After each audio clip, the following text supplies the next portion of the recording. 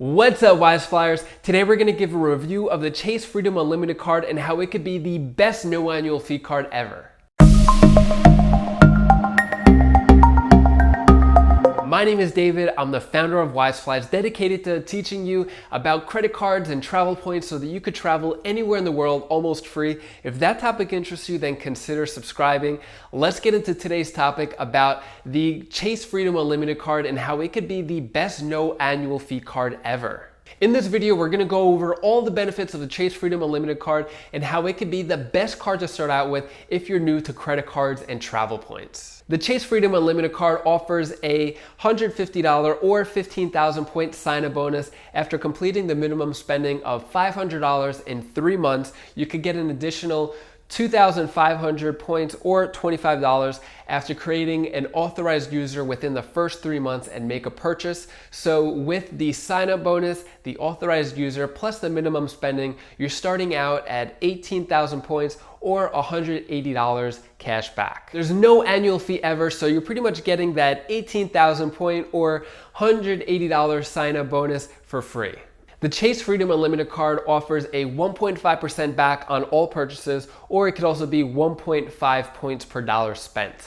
So if you're wondering why I keep going back and forth from point value to dollar value, it's because I'm giving you the value of the points, which is 1 cent per point with Chase Ultimate Rewards when you have the Chase Freedom Unlimited card. So if you plan on redeeming these Chase Ultimate Reward points with the Chase Freedom Unlimited card, you'll get 1 point per penny. So like I was saying before, 10,000 points equals $100. You could get that in cash back, you could get that in gift cards, you could get that through the travel portal, but you could get a lot more value out of these points if you have a Chase Sapphire Preferred, Chase Ink Preferred, or Chase Sapphire Reserve card. That's because you will be able to transfer your Chase Freedom Unlimited points over to those 3 cards. The reason why that's more beneficial is because with those 3 cards, you could transfer those Chase Ultimate Reward points over to partner airlines and partner hotels at a 1-to-1 ratio. So here's a list of some of the transfer partners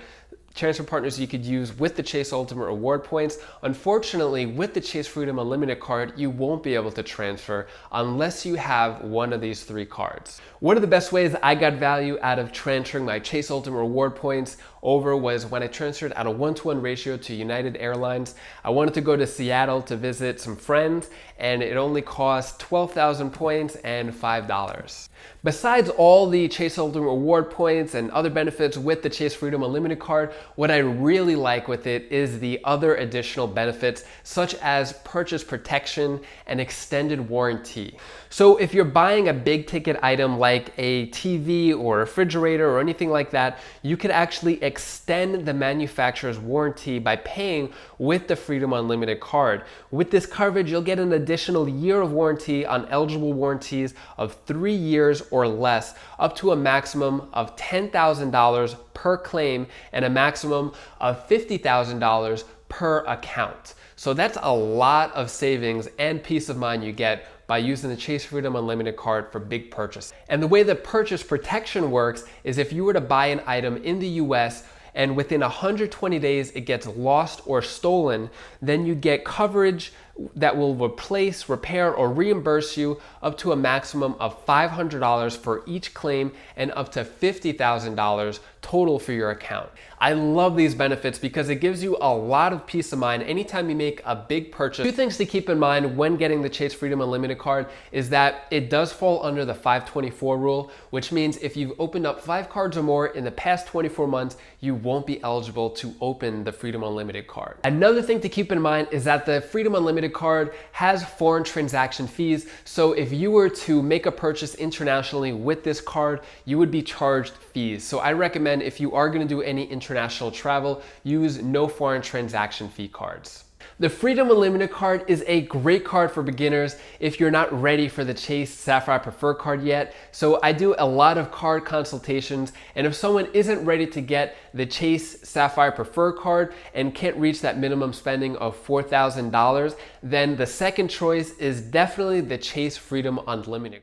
If you want to apply for the Chase Freedom Unlimited card or any other cards with big sign-up bonuses, then click the link in the description. If you haven't already, please subscribe. If you like this video, give it a big thumbs up. If you have the Chase Freedom Unlimited card, I would love to hear in the comment below. Thanks for watching. See you next time.